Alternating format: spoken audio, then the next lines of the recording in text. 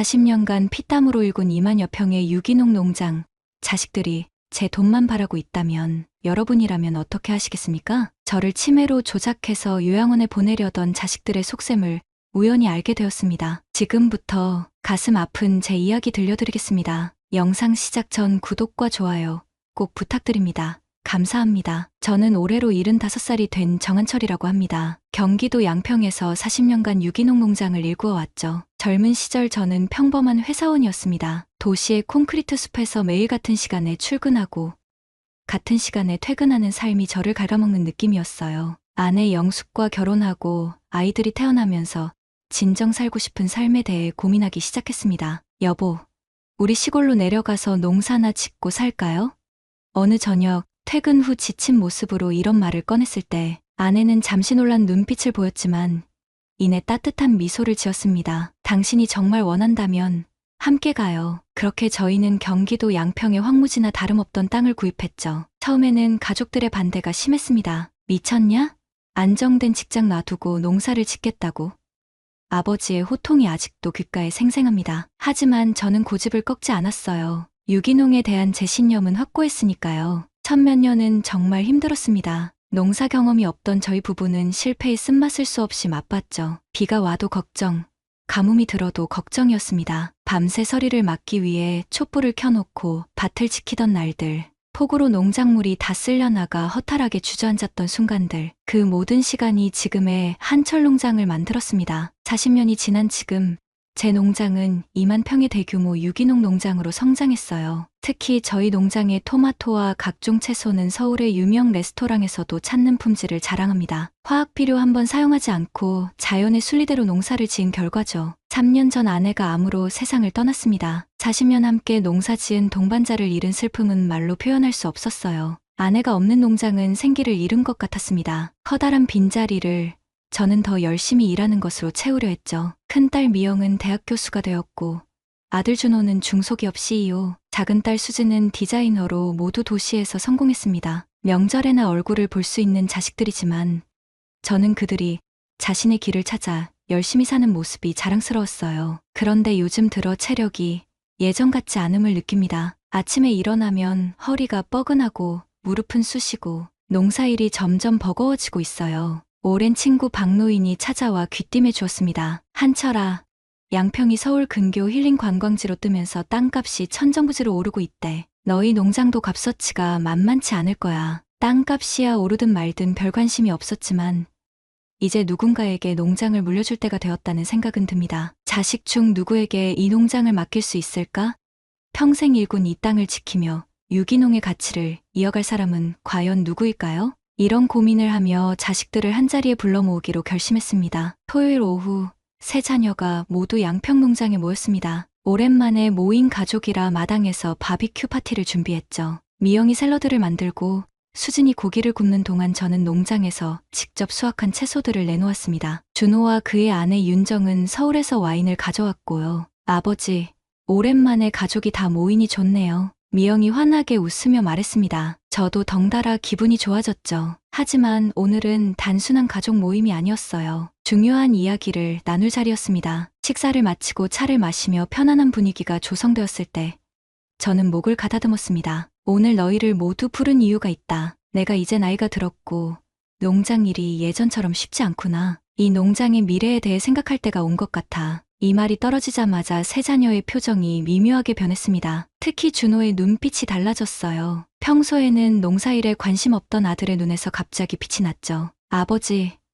제가 사업 경험을 살려 농장을 현대화하겠습니다. 스마트팜 기술을 도입하면 생산량도 늘리고 관리도 편해질 거예요. 준호가 자신감 있게 말했습니다. 미영도 나섰습니다. 저도 대학에서 환경학을 가르치니까 유기농 가치를 알리는 데 도움이 될 수 있어요. 농장을 교육의 장으로 활용하면 어떨까요? 수진도 빠질세라 의견을 내놓았어요. 저는 브랜딩을 맡을게요. 요즘은 농산물도 이미지가 중요하니까요. 갑자기 농장에 관심을 보이는 자녀들의 모습이 어색했습니다. 지난 40년간 명절 때만 잠깐 들러 인사하던 그들이 갑자기 농장 경영에 참여하겠다니 솔직히 의아했지만 한편으로는 기뻤습니다. 자식들이 제가 평생 일군 이 땅에 관심을 가져준다는 것 자체가 감사했으니까요. 윤정은 겉으로는 공손하게 행동했습니다. 아버님, 준호가 농장을 맡으면 저도 도울게요. 도시 사람들이 찾아오는 체험 농장으로 만들면 어떨까요? 그날 밤 자녀들이 모두 돌아간 후 마당 의자에 앉아 별을 바라보며 생각에 잠겼습니다. 과연 이들의 관심이 진심일까? 아니면 박노인이 말한 땅값 상승 때문일까? 이런 의심이 들자 마음이 무거워졌습니다. 다음 날 아침 일찍 일어나 농장을 둘러보는데 준호에게서 전화가 왔습니다. 아버지, 어제 말씀드린 대로 저희가 농장을 맡을게요. 제가 회사 일정을 조정해서 주말마다 내려갈게요. 잠시 생각한 후 저는 결심했습니다. 준호야, 농사는 주말에만 할 수 있는 게 아니다. 정말 농장을 맡고 싶다면 1년 동안 여기서 살면서 직접 농사를 배워봐. 그 후에 결정하자. 전화 너머로 잠시 침묵이 흘렀습니다. 아마도 준호는 이런 제안을 예상하지 못했을 거예요. 하지만 곧 그가 대답했습니다. 알겠습니다. 아버지, 윤정과 상의해서 곧 내려갈게요. 이렇게 해서 준호 부부의 양평 생활이 시작되었습니다. 하지만 그들이 진정으로 농장을 위해 온 것인지 아니면 다른 목적이 있는지 저는 그때까지만 해도 알지 못했습니다. 준호와 윤정이 양평으로 이사 온 지 한 달이 지났습니다. 하지만 제가 기대했던 것과는 달랐어요. 준호는 농장 일을 거의 돕지 않고 대부분의 시간을 서울을 오가며 회사 일을 핑계로 보냈습니다. 윤정은 더 심했죠. 매일 아침 화장을 짙게 하고 하이힐을 신고 마을을 돌아다니며 심심하다고 불평했어요. 아버님, 여기는 정말 답답해요. 인터넷도 느리고 카페도 없고 어떻게 살아요? 윤정이 한숨을 쉬며 말했습니다. 저는 그저 웃으며 넘겼지만 속으로는 실망이 컸어요. 이 사람들이 정말 농장을 이어갈 수 있을까 하는 의문이 들었죠. 어느 비 오는 날 오후 예상치 못한 손님이 찾아왔습니다. 35살쯤 되어 보이는 젊은 남자가 비에 흠뻑 젖은 채 농장 입구에 서 있었어요. 안녕하세요. 정한철 선생님이시죠? 저는 김태연이라고 합니다. 유기농 농사를 배우고 싶어서 찾아왔습니다. 태연의 진지한 눈빛에 처음에는 경계했지만 대화를 나누면서 그의 진심이 느껴졌습니다. 그는 대기업에서 일하다가 번아웃으로 퇴사한 후 자연과 함께하는 삶을 꿈꾸며 전국의 유기농 농장을 찾아다니고 있었어요. 선생님의 농사 철학이 담긴 신문 기사를 봤어요. 자연을 거스르지 않고 흙과 대화하며 농사를 짓는다는 말씀에 큰 감명을 받았습니다. 그의 말에 마음이 열렸습니다. 오랜만에 제 농사 철학에 공감하는 사람을 만난 기분이었죠. 그렇다면 한번 일해보겠나? 경험이 없어도 괜찮아. 배우려는 마음만 있으면 되네. 그날부터 태연은 새벽부터 밤까지 농장 일을 도왔습니다. 처음에는 서툴렀지만 놀라운 속도로 배워나갔어요. 특히 그의 성실함과 진정성은 저를 감동시켰습니다. 질문도 많이 했죠. 왜 화학 비료를 쓰지 않나요? 벌레가 생겼을 때 어떻게 대처하시나요?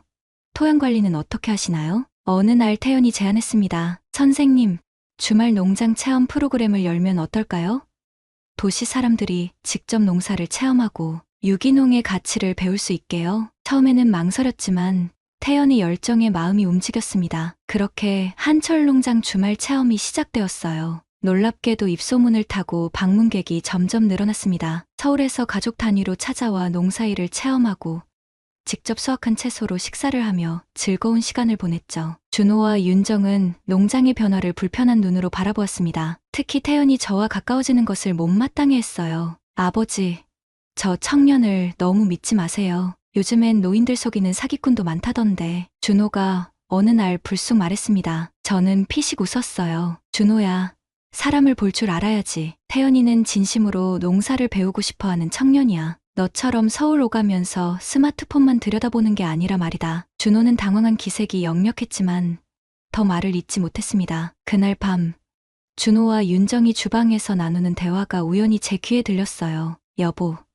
이러다 아버님이 정말 그 청년에게 농장을 물려주면 어떡해요? 걱정 마. 내가 아버지 설득할 테니 곧 있을 정부 개발 계획이 발표되면 이 땅 가치는 몇 배로 뛸 거야. 그 말을 듣는 순간 가슴이 철렁 내려앉았습니다. 자식들이 농장이 아닌 땅값만 바라보고 있었던 거였어요. 준호와 윤정의 대화를 들은 후 저는 마음이 무거워졌습니다. 평생 일구어온 농장이 그저 부동산 개발의 대상이 될 수도 있다는 생각에 잠을 이루기 어려웠어요. 아내 영숙과 함께 흘린 땀방울, 실패와 성공의 순간들이 모두 헛될 수 있다는 불안감이 엄습했습니다. 다음 날 아침 태연이 늘 그렇듯 일찍 농장에 나와 일하고 있었어요. 저는 그에게 다가가 진심을 물어보기로 했습니다. 태연아, 너에게 솔직한 질문을 하나 하겠네. 왜 하필 우리 농장을 찾아왔지? 전국에 유기농 농장이 많을 텐데. 태연은 잠시 일손을 멈추고 저를 바라보았습니다. 그의 눈에는 진정성이 담겨 있었어요. 사실 저는 농업대학을 졸업했습니다. 하지만 집안 형편이 어려워 바로 취업을 했어요. 대기업에서 일하며 돈은 벌었지만 제 진짜 꿈은 항상 농사였습니다. 선생님의 농사 철학이 담긴 기사를 읽고 꼭 배우고 싶었어요. 그의 대답에 마음이 놓였습니다. 태연의 손을 보니 이제는 농사일로 굳은 살이 박혀 있었어요. 도시에서 온 청년의 손이 농부의 손으로 변해가고 있었습니다. 그러던 어느 날 준호가 몇몇 사람들과 함께 농장을 둘러보고 있는 모습을 발견했어요. 정장 차림의 남자들이 농장 곳곳을 살피며 무언가를 메모하고 있었습니다. 호기심에 가까이 가보니 그들이 나누는 대화가 들렸어요. 이 부지 전체가 리조트 개발 예정지에 포함될 수 있습니다. 특히 이 전망 좋은 언덕 위쪽은 골프장으로 활용하면 좋을 것 같네요. 충격이었습니다. 준호가 이미 개발업자들과 접촉하고 있었던 거였어요.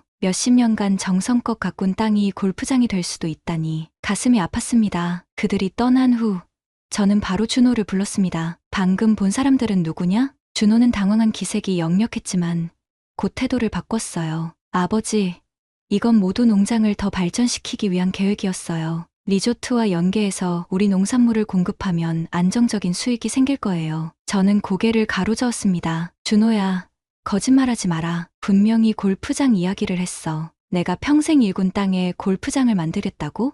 준호의 얼굴이 굳어졌어요. 아버지, 현실적으로 생각해보세요. 이 땅은 농사 짓는 것보다 개발하면 몇십 배의 가치가 있어요. 윤정이도 이런 시골에서 적응하기 힘들어하고. 그 말을 듣는 순간 제 마음속에 무언가가 확실히 무너졌습니다. 준호에게 이 농장은 그저 현금화할 수 있는 부동산일 뿐이었어요. 유기농의 가치, 자연과의 공존, 제가 평생 지켜온 원칙들, 이런 것들은 준호에게 아무 의미가 없었던 겁니다. 그날 저녁 혼자 마당에 앉아 별을 바라보며 깊은 생각에 잠겼습니다. 자식에게 농장을 물려주고 싶었던 마음이 무너져 내리는 느낌이었어요. 하지만 한편으로는 태연이라는 희망이 있었습니다. 그가 진정으로 이 농장의 가치를 이어갈 수 있는 사람인지 그 가능성을 좀 더 지켜보기로 했어요. 준호와의 대화 이후 그와 윤정의 태도가 급격히 바뀌었습니다. 갑자기 효도를 가장하기 시작한 것이죠. 윤정은 매일 아침 일찍 일어나 제 아침상을 차렸고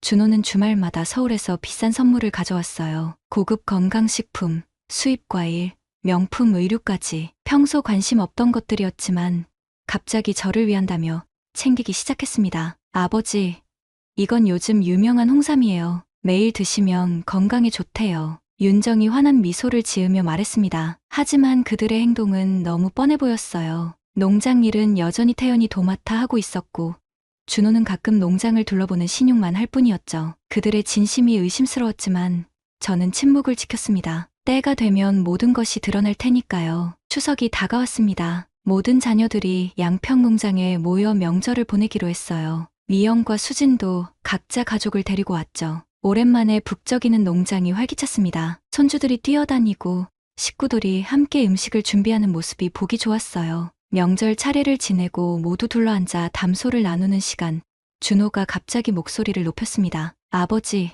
이제 연세도 있으시니 편안히 쉬세요. 저희가 농장을 잘 관리할게요. 미영도 거들었어요. 아버지, 리조트 개발 이야기도 있던데 정말 대박이 날 것 같아요. 저희 모두에게 좋은 일이잖아요. 수진마저 농사일은 이제 그만하시고 서울에서 저희와 함께 사세요. 손주들도 할아버지 보고 싶어해요 라고 말했습니다. 식탁에 무거운 침묵이 내려앉았어요. 모든 자녀들이 한 마음이 되어 저를 설득하고 있었습니다. 농장을 팔고 개발하자는 의도가 분명했죠. 태연은 불편한 표정으로 자리에서 일어나 밖으로 나갔어요. 저는 한참 동안 말없이 자녀들의 얼굴을 하나하나 바라보았습니다. 제가 온 인생을 바쳐 일군 이 땅을 단지 돈으로만 바라보는 그들의 모습이 안타까웠어요. 내가 중요한 결정을 했다. 조용히 입을 열었습니다. 내일 모두 공증사무소로 오너라. 아이들은 잠시 놀란 표정을 지었지만 곧 안도의 미소를 지었어요. 아마도 제가 그들의 제안을 받아들여 농장을 팔기로 했다고 생각한 모양입니다. 식사를 마치고 모두 돌아간 후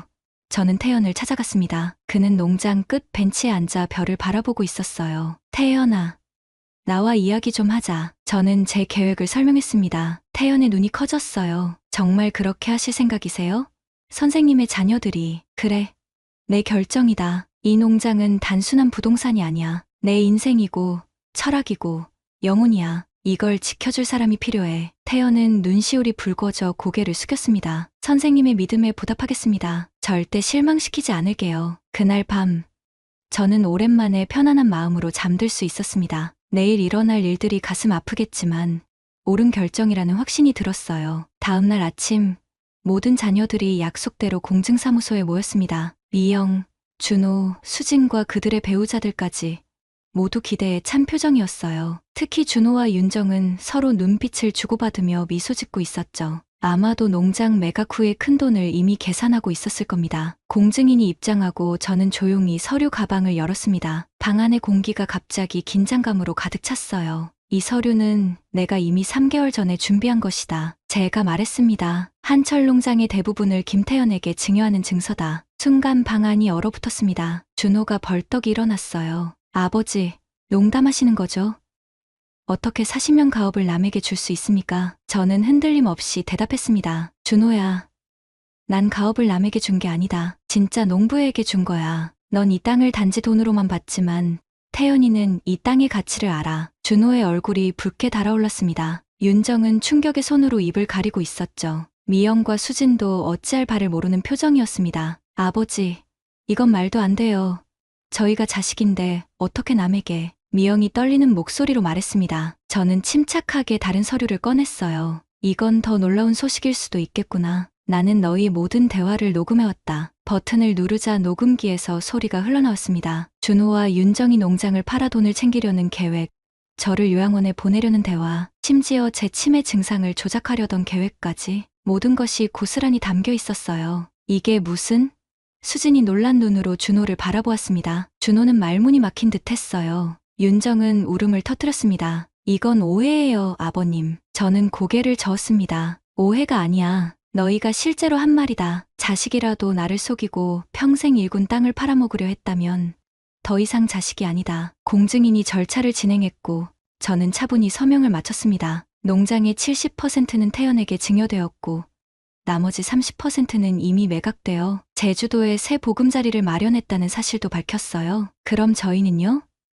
아버지가 평생 모은 재산인데. 수진이 눈물을 글썽이며 물었습니다. 너희에게도 작은 현금을 남겼다. 하지만 내 마음까지 되찾긴 어려울 거야. 공증사무소를 나서는데 준호가 제 팔을 붙잡았습니다. 그의 얼굴은 분노와 당혹감으로 일그러져 있었어요. 아버지, 이럴 순 없어요.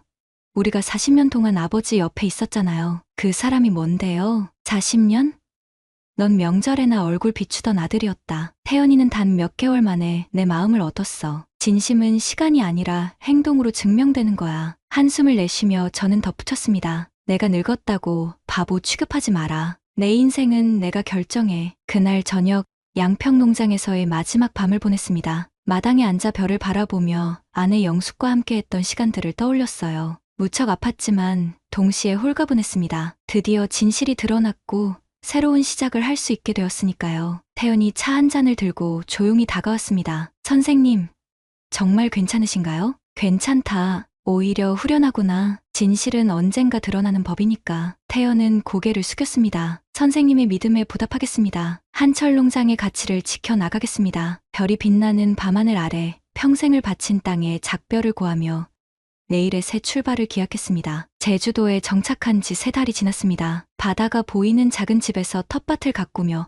평화로운 나날을 보내고 있었어요. 아침마다 바다를 바라보며 차를 마시는 시간이 특히 좋았습니다. 양평의 농장만큼 크진 않지만 제 손으로 직접 키우는 채소들은 여전히 맛있었어요. 태연은 정기적으로 전화를 걸어왔습니다. 한철 농장은 그의 손에서 더욱 발전하고 있었어요. 주말 체험 프로그램이 인기를 끌고 유기농 교육의 장으로 이름을 알리고 있다고 했습니다. 태연의 목소리에서 진정한 농부의 자부심이 느껴졌어요. 선생님, 봄에 심은 토마토가 정말 잘 자라고 있어요. 선생님 방식대로 하니 병충해도 거의 없고요. 그의 이야기를 들으며 미소 지었습니다. 제 농장이 좋은 손에 맡겨졌다는 안도감이 들었어요. 반면 준호에 대한 소식은 좋지 않았습니다. 태연의 전화로 알게 된 사실이지만 준호의 사업이 어려움에 처했다고 해요. 투자했던 벤처기업이 망하면서 큰 타격을 입었다고 했습니다. 게다가 농장 부지가 국가 생태보존구역으로 지정되어 개발이 불가능해지자 그가 꿈꾸던 리조트 계획은 완전히 무산되었어요. 농장을 개발하려 했다면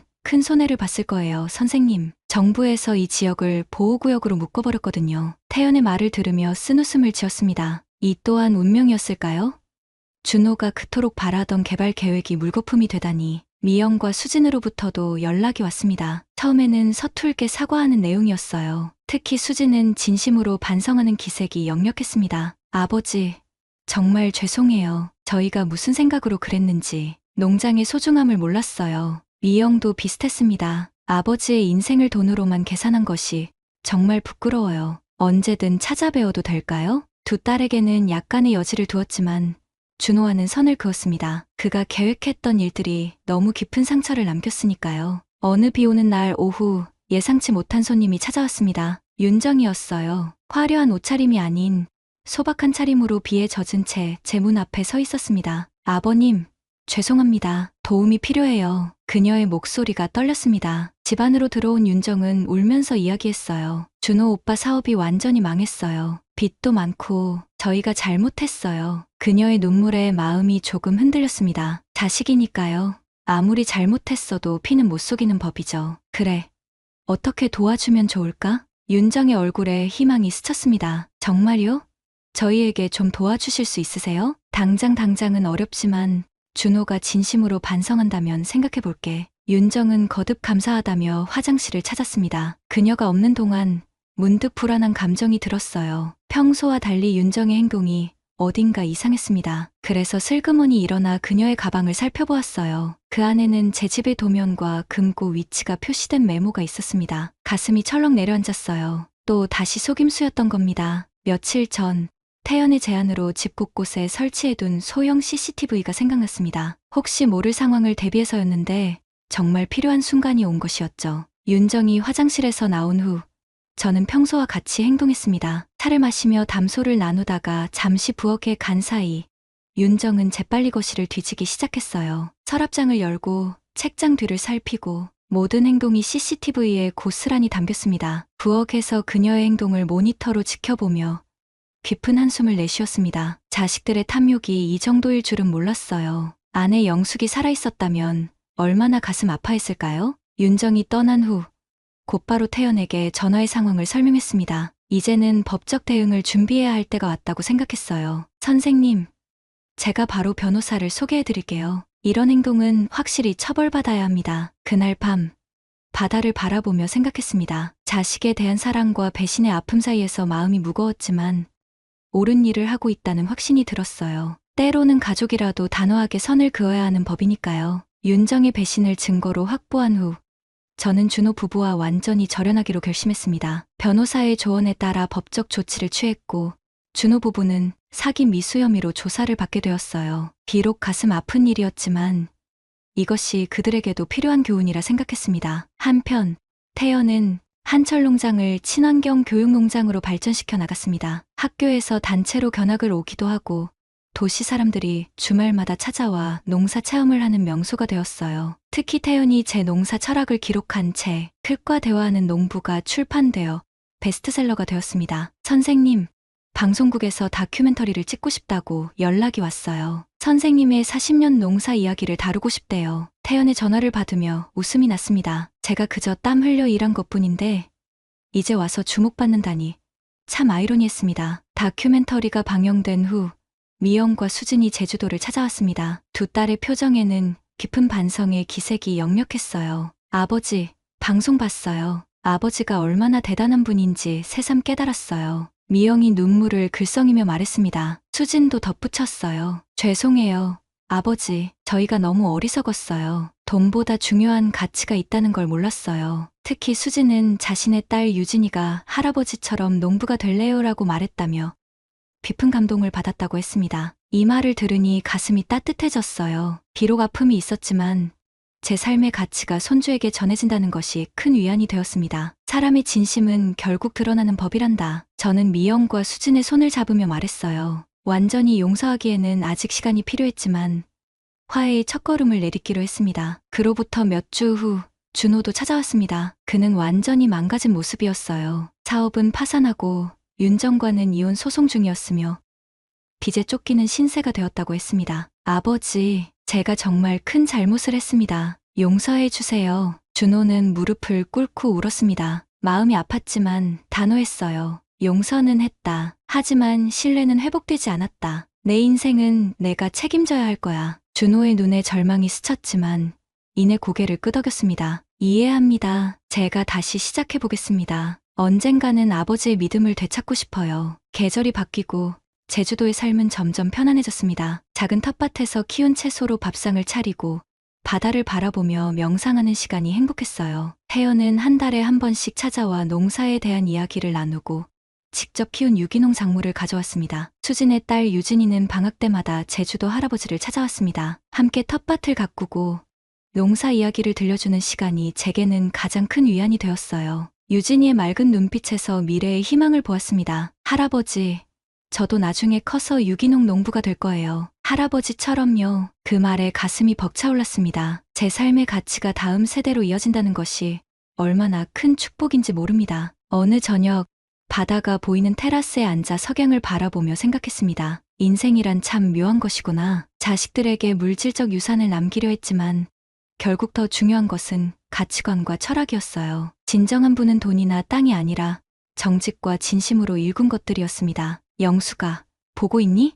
우리가 평생 지켜온 가치가 이제 다른 이들에게 이어지고 있어. 하늘을 향해 속삭였습니다. 바람이 살랑 불어오고 파도 소리가 들려왔습니다. 그 순간 마음이 평온해졌어요. 모든 상처와 아픔을 뛰어넘어 지금 이 순간이 행복했습니다. 인생의 진정한 승리는 물질이 아닌 가치를 지키는 것임을, 그리고 그 가치를 알아보는 이들과 함께하는 것임을 깨달았습니다. 태연과 유진이가 들려준 소식에 따르면 한철 농장은 이제 전국적인 유기농 교육의 중심지가 되었다고 합니다. 제 이름을 딴 장학금도 생겼고 많은 청년 농부들이 태연에게 배우러 오고 있다고 해요. 평생 믿어온 가치가 이제는 더 큰 세상으로 퍼져나가는 것이었습니다. 자식들은 각자의 방식으로 삶을 이어가고 있었고 저는 그들을 지켜보며 때로는 걱정하고 때로는 응원했습니다. 완전한 용서와 화해의 길은 멀고 험했지만 한 걸음씩 나아가고 있었어요. 이제 제 인생의 가을을 맞이하며 뒤돌아보니 모든 선택의 후회는 없었습니다. 진실을 지키기 위한 용기, 그것이 결국 저를 진정한 평화로 이끌어 주었으니까요. 돈으로는 살 수 없는 가치, 그것을 지켜낸 것이 제 인생 최고의 성취였습니다. 오늘 이야기가 좋으셨다면 구독과 좋아요 부탁드립니다. 감사합니다.